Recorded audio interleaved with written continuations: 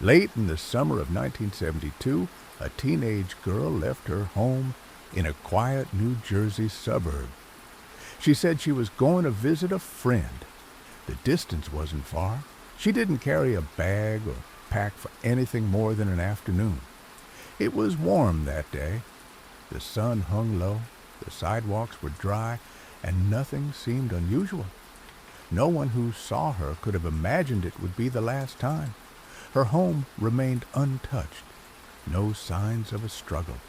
Her room was just as she'd left it. The day passed, then another, and then the concern turned to panic. Flyers went up. Searches began. There were no witnesses, no vehicles reported, no clothing found by the roadside, not even a shoe. The police began their investigation with the usual questions.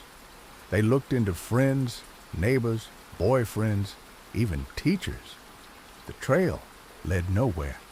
Weeks passed. The story started to slip from the headlines. Most assumed she had run away. Some held on to hope.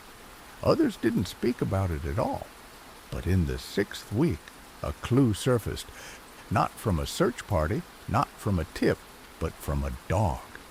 It brought something back. Something that shouldn't have been in its mouth.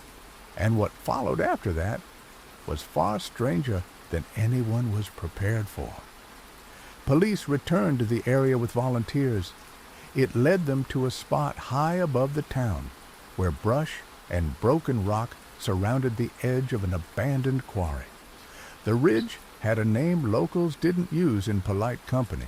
It wasn't printed on maps. There, beneath branches and loose stone, they found something. Not buried, not hidden, but resting in plain view, as if placed there deliberately. Even after the recovery, questions outweighed answers. No fingerprints, no weapon, no official cause of death. Only silence.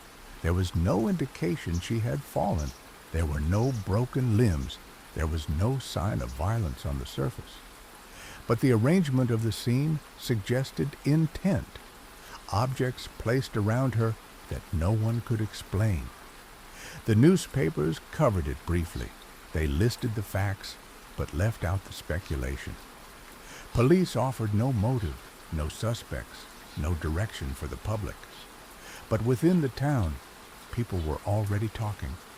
They remembered odd events that had been brushed aside, unsettling sounds, missing pets, symbols drawn in chalk beneath overpasses, rumors that had once seemed absurd. There were no charges, no convictions, and eventually no official conclusion. Yet the story continued to live just under the surface. It never fully faded. Visitors who hiked the area said they heard whispers. Some claimed the trees above the quarry bent unnaturally toward the ridge. Hunters avoided the area entirely, and residents passing through the woods spoke of a feeling they couldn't explain, like they were being watched, but couldn't say from where. The quarry is still there. So is the street she left from. But the path between them remains unclear. Whatever happened that day didn't end when she vanished. It echoed. This is not fiction. There's no narrator inventing twists. There is only what was found and what remains unsolved. Before we begin, make sure you're subscribed to Night Echo. Stories like this are told slowly, in full. So turn on the bell and stay with me. From the first shadow to the final silence. Keep the lights low, let the rain continue, and listen closely until the woods speak. She was 16 years old. Her name was Jeanette De Palma, a high school junior in Springfield, New Jersey, a small, mostly quiet town with narrow streets, old houses, and neighbors who paid attention. It wasn't the kind of place where people simply disappeared, not without someone noticing. Jeanette came from a devout Christian family. She sang in her church's choir, carried a small Bible in her purse, She wasn't a recluse. She had friends. She went to school. She socialized. But she was reserved, spiritual.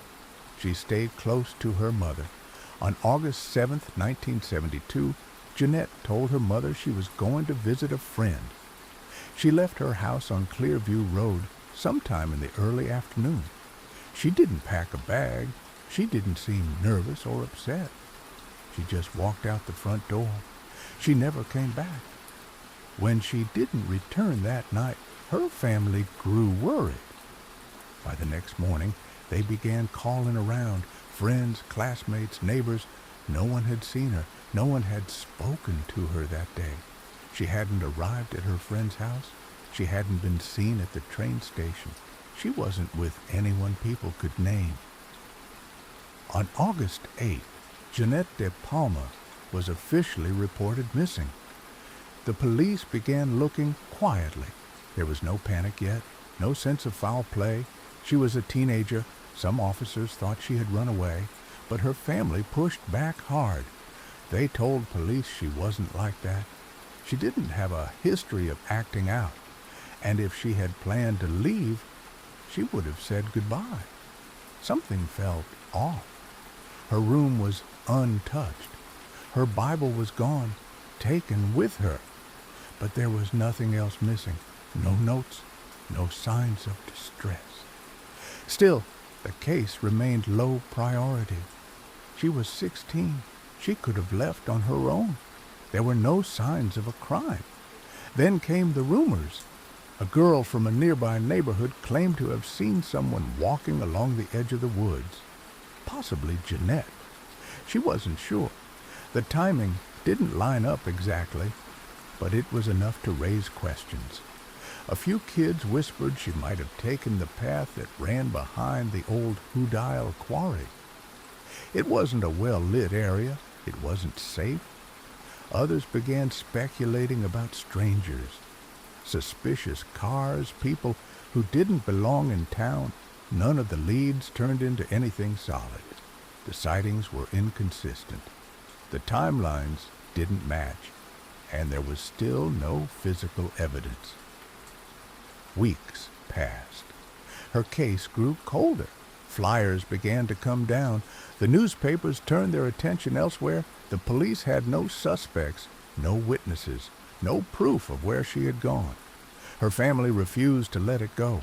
They pleaded for help. But without new leads, the search slowly faded. By September, it had been more than 6 weeks since she vanished. People in Springfield stopped talking about it, or if they did, they kept their voices low.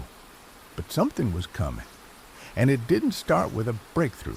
It started with a dog. In Part 2, an ordinary day takes a dark turn when a dog brings home something that doesn't belong in any backyard, and everything that had been quiet starts to wake up. It had been over 6 weeks since Jeanette de Palma vanished. 6 weeks of silence, unanswered questions, and quiet speculation. The police hadn't made any breakthroughs. No one had come forward. The trail was cold. Most families in Springfield had moved on with their routines. Kids returned to school. The summer faded into fall, and Jeanette's name, once mentioned in every conversation, now floated like a rumor, a cautionary tale whispered between neighbors. Missing posters still fluttered on bulletin boards and phone poles, but they had grown worn and weather-stained. Some had been torn down, others simply overlooked. No new leads, no updates, just absence. Then came the dog. It belonged to a local man who lived on the edge of the Watchung Reservation, a dense forest preserve that sprawled for miles across Union County, thick with underbrush, uneven trails, and isolated cliffs. The kind of place that swallowed sound and kept its secrets. That morning, September 19th, the dog wandered off like it always did. It was a routine thing, but when it returned, Something was different. The man saw it approaching from the tree line, its fur streaked with mud, panting from the heat, and clamped in its jaws was something pale. It dropped it at the back door. The man froze. He stepped closer. It was an arm, a human arm, badly decomposed, torn at the elbow, still wearing a bracelet. The man backed away. Then he picked up the phone. Within the hour, Union County Police were on the scene. They searched the man's property, but quickly realized this wasn't the origin. The dog had fetched the arm from somewhere else. The woods were deep. The terrain was uneven, but officers focused on a part of the reservation known for its remoteness. Locals had a name for it: the Devil's Teeth, a high bluff, jagged rocks, twisting paths barely marked. Few ever ventured there. That same day, September 19th, officers made their way up the ridge, and there, at the top, they found the body. It was lying on its back, limbs spread unnaturally, exposed to the elements, already far gone in decomposition. The scene was difficult, the smell overwhelming, the positioning of the body strange. There were no clothes, no personal effects, no purse, no bag, only the body and the jewelry still attached to the wrist and neck. The officers radioed for additional units. They suspected the identity almost immediately. A missing teenage girl from Springfield, 16 years old, disappeared 6 weeks earlier. The body was transported for examination. Dental records would confirm what everyone already feared. It was Jeanette De Palma. The autopsy provided little clarity. The body was too far decomposed to determine an exact cause of death. There were no visible gunshot wounds, no obvious blunt force trauma, no stab wounds. Toxicology was inconclusive. The report listed the cause of death simply as undetermined. But those who saw the scene left with more questions than answers. Some officers, off the record, described the positioning of the body as unusual, intentional. One recalled that the rocks beneath her were laid in a kind of pattern, not random. Another believed branches had been arranged around her, and then came the word that would change everything: ritual. No photos were ever released publicly. No police report officially confirmed anything ceremonial or occult. But the idea took root, and within hours, local newspapers picked it up. Was this a sacrifice? Cult activity suspected in De Palma death. The headlines ran wild. The medical examiner pushed back. There were no markings, no proof of abuse, no evidence of a ritual. But the damage had already been done. The story was now something else, something that lived in the shadows of the Watchung woods. Jeanette wasn't just a missing girl anymore. She was the center of a growing local legend. Reporters showed up at the bluff trying to retrace the police path. TV vans parked near the trails. Locals gathered near the edge of the woods, whispering, pointing, and all the while, police refused to comment. Even the most basic questions went unanswered. Where were her clothes? Why had the dog only returned with her arm? Had the body been there the whole time, or moved later? Was she alive when she got there? And if not, who brought her? There were no answers, only theories. And in the absence of facts, those theories took hold. One fact stood out. Her clothes were missing. Only scraps were ever recovered. A zipper, a torn piece of cloth, no shoes, no blouse, no jeans. Police searched the hillside for days. Nothing. And unlike the bracelet, her Bible wasn't found either. The last thing her mother remembered her taking, gone. The Watchung Reservation became a place of caution. Kids were told not to wander off paths.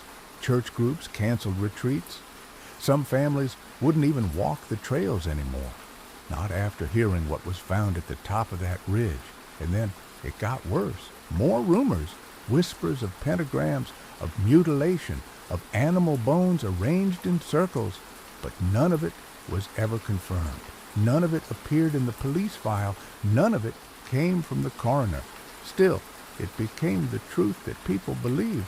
And once that happened, once the story grew teeth of its own, there was no pulling it back.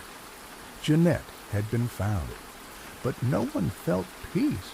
Not her parents, not the police, and not the people who now looked toward the woods with a little more fear than before. Something had happened there, something no one could explain, and something no one wanted to talk about anymore. Next, in Part 3, the media storm grows. Witnesses come forward, then vanish, and Springfield, New Jersey becomes the epicenter of one of the most unsettling unsolved deaths in American history. The news of Jeanette De Palma's death didn't come all at once.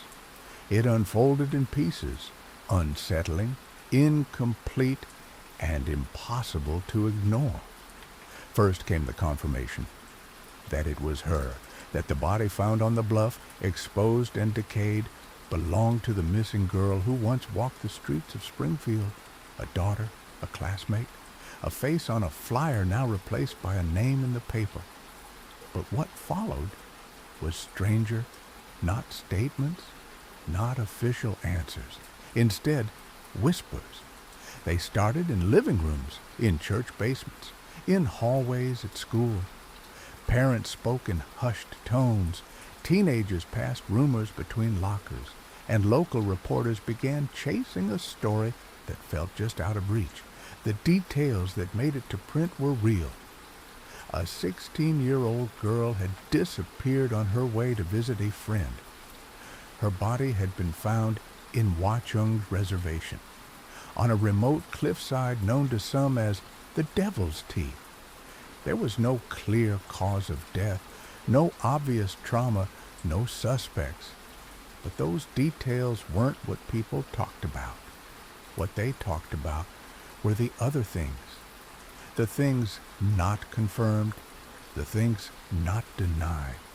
They talked about the condition of her body, that it was surrounded by strange arrangements, that there were branches, stones, maybe even symbols. Some said there was a wooden cross. Others said it was more like an altar. The police refused to comment, and that silence, intentional or not, only made the fear grow louder. The Star-Ledger ran a headline that made the whole state pause. Body found in alleged occult site. The word alleged did little to calm the reaction. Within days, other papers picked it up, and like a spark in dry brush, the story ignited. Talk shows debated whether Satanism had come to the suburbs. Religious leaders gave sermons warning about the devil's influence in youth culture. Parents started keeping their children home from school. People called in sightings, gave names, made accusations. And through it all, the truth remained painfully thin. Jeanette's story was no longer her own. It had been folded into something bigger, something mythic, something unknowable. She was no longer just a girl from Springfield. She was a symbol, to some a martyr, to others a warning. Even her faith became part of the narrative. Jeanette was known to be devout. She carried a Bible. She had recently rededicated herself to her beliefs, and some said she had tried to save people around her, friends, classmates, even strangers. She believed in redemption. She talked about sin. She believed in spiritual warfare. Some say she confronted a local group of teens known for their anti-religious attitudes. Not a cult, but a clique that embraced rebellion, wore black clothes, listened to heavy music, and met in the woods to drink and talk. Was it that confrontation that made her a target? Or was it all just coincidence? The Springfield police said very little. When asked about ritualistic elements at the scene, they refused to confirm or deny. They did not release photos. They issued a single-page statement that called the investigation ongoing and sensitive. But that wasn't enough, because by then the story had left the hands of the authorities and entered the imagination of the town. People said a police officer had been frightened off the case. That one investigator wouldn't go back to the bluff alone. That the forensic team had burned some of the evidence, claiming it was tainted. None of it was substantiated. All of it was repeated. Then came the letters, dozens of them, some typed, some handwritten, some barely legible. They arrived at local newsrooms, at police stations, even at the homes of reporters. One letter claimed Jeanette was the victim of a satanic sacrifice. Another said she had been targeted for trying to convert someone. One envelope contained a map of Watchung Reservation, marked with X's and arrows and cryptic notes in red ink. Police dismissed them as hoaxes, but they never revealed their contents publicly, and that silence again created space for more fear. One journalist from the Union County Local Source newspaper claimed their editor had received threatening phone calls, anonymous voices telling them to stop publishing stories about Jeanette. Another reporter said she felt followed for days after covering the story. A dark car, a man outside her apartment. She never filed a report, but she stopped writing about the case. Even now, decades later, that silence continues. Most people in Springfield don't talk about Jeanette de Palma, not openly, but if you mention the name in a certain tone, in a certain part of town, you'll see it. That flicker behind the eyes, that moment of hesitation, as if they remember, as if they still feel the weight of what happened and what never got explained. By the fall of 1972, Watchung Reservation had changed. The trails grew quiet. The woods grew darker. Signs were posted urging caution. Park rangers began patrolling more frequently. Parents forbade their children from hiking near the bluff. People said they saw strange figures at night, heard sounds that didn't belong to animals. Some said the devil's teeth had become cursed. Others said it always was. But underneath it all, beneath the fear and rumor and silence, was the memory of a girl who had simply gone out to see a friend and never came home. The autopsy on Jeanette de Palma was supposed to bring clarity. Instead, it deepened the mystery. Her body, discovered 6 weeks after she vanished, had been exposed to the elements. The sun, the rain, the insects, and the forest air had all done their work. By the time medical examiners examined her remains, there was little left that could speak. The pathologist assigned to the case issued a statement. The cause of death was undetermined. There were no obvious signs of trauma, no bullet wounds, no stab wounds, no blunt force fractures. There was no clothing that indicated a struggle.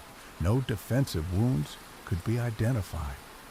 Toxicology tests, if performed, yielded nothing conclusive. There were no signs of drugs, no clear evidence of poisoning. And without definitive proof, the report offered no answers, only silence. It was a conclusion no one wanted, not the family, not the community, and certainly not the investigators under growing pressure to explain what had happened to a 16-year-old girl in the woods. But there was something else the autopsy noted. Jeanette's body had been found on top of a cliff, on a site known informally as the devil's teeth. According to reports from the Union County Prosecutor's Office, the positioning of the body was described as peculiar. It appeared that sticks and stones had been arranged around her remains. Some witnesses described them as forming a coffin-like shape. Others insisted the arrangement was more symbolic, possibly religious, or something else entirely. But the official line was simple. No signs of foul play could be determined. Still, that phrase didn't comfort anyone, not when the site where she was found had long been a place of local folklore. Watchung Reservation had always carried an edge of unease. Sprawling woods, hidden ravines, abandoned structures deep in the trees. It was the kind of place that drew teenagers at night, and warnings from parents by day. And now it had become something worse, a question no one could answer. If Jeanette De Palma wasn't murdered, how did she die? Did she fall? Did she overdose? Did she run away, only to return and collapse? Or was the absence of injury itself the most terrifying clue? Rumors filled the void, the occult, Satanism, ritual sacrifice. Letters continued to arrive at newspapers claiming insider knowledge. Anonymous phone calls warned reporters to stop digging. Some said that local law enforcement had buried leads. Others said Jeanette had been targeted because of her religious beliefs. The De Palma family stopped speaking to the press. They asked for privacy, and then slowly they withdrew. Springfield High School held a memorial. Her classmates brought flowers. But few spoke openly about what had happened. There was too much fear, too much uncertainty, too much left unsaid. The police investigation stalled. With no confirmed cause of death and no suspect, the case lost momentum. Files were boxed, leads went cold, no one was arrested, no charges were filed, and within a year, Jeanette's case faded from the headlines, but not from memory. By the mid-1970s, her story had become something else. It lived in whispers, in cautionary tales, in the voice of a parent warning their child not to walk alone. Watchung Reservation became a place avoided after dark.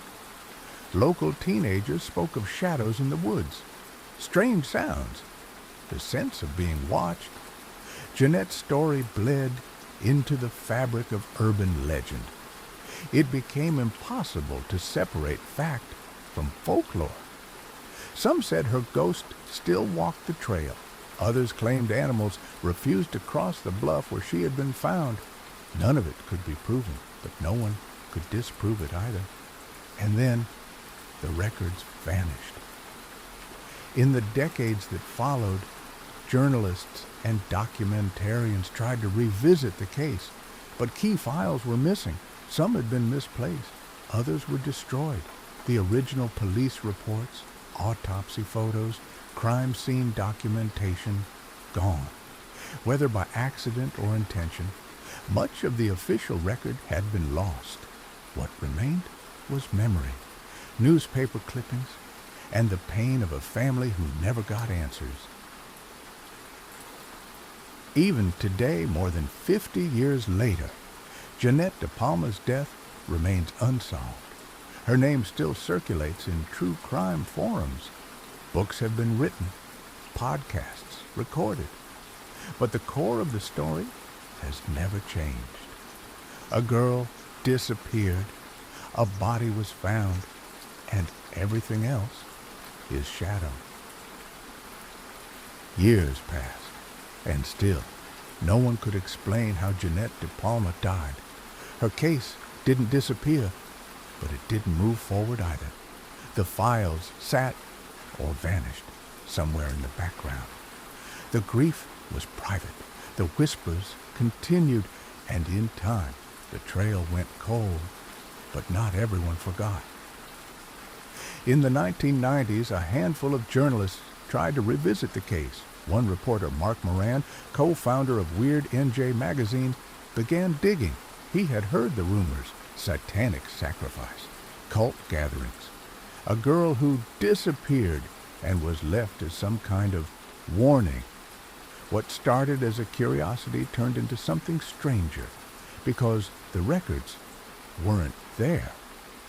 When Moran and his team submitted formal requests to local authorities asking to see the original autopsy, the coroner's photos, the police notes, they were told the documents had been lost, destroyed, moved. Each department said the same thing: "We don't have them." There was no audit trail, no digital archive, no official explanation for what had happened to the records of a girl who had died under suspicious and still unresolved circumstances. Even basic photos of the crime scene couldn't be produced. It wasn't just frustrating, it was chilling, because now the only versions of Jeanette's story that remained were the ones people remembered or imagined. In the early 2000s, interest surged again. A new generation of true crime researchers began posting about the case online. Reddit threads, podcasts, YouTube documentaries, each one tried to piece together the puzzle, but the pieces were missing, and the picture kept changing. One theory gained traction: that Jeanette had become the victim of a local predator, a serial offender, not a cult. It was rooted in simplicity, that she had gone to meet someone she trusted and never returned, that whatever happened to her wasn't ritualistic, it was personal and opportunistic, that the symbols at the scene, if they ever existed at all, were either misinterpreted or invented later. Others disagreed. They pointed to the location, the odd arrangement of sticks, the fact that no clear cause of death was ever found. They believed it was something darker, not just in action, but in meaning. Some believed the satanic panic of the 1980s had colored how people spoke about the case afterward, distorting the truth, magnifying fear. Others believed it was the opposite, that the signs had always been there, and authorities refused to acknowledge them. But again, there was no proof, just memory and suggestion and grief. Jeanette's family rarely spoke about the case publicly, and when they did, it was brief, respectful, wounded. They had lived through decades of speculation, much of it cruel or careless. To them, she wasn't a mystery. She was a daughter, a sister, a girl who went to church, liked music, and never came home, and they had never been given a real answer. In 2021, Union County authorities were asked again if the case would be reopened. They declined to comment, saying only that it remained unsolved. No charges had ever been filed, no suspects named, and no one had ever confessed. What remains is not justice, not even closure, just a hole in the past, too deep to fill. And yet, the story endures. People still walk through Watchung Reservation. They still look at the cliffs. They still wonder how a girl could vanish and be found in the open, surrounded by silence. Some see it as a failure of policing, some as a tragedy of timing, and some as proof that we'll never really know what lives in the woods we think we've mapped. Jeanette's story is a mirror of what we remember, of what we fear, of what we choose to believe when no one can tell us the truth. If you stayed with me this far, thank you. Stories like this aren't meant to scare you. They're meant to make you think, to listen more carefully, and to remember the names that history sometimes forgets. If you believe Jeanette deserves more, share her story. Talk about her. Don't let it fade, because somewhere out there, someone knows the truth, and maybe one day they'll speak.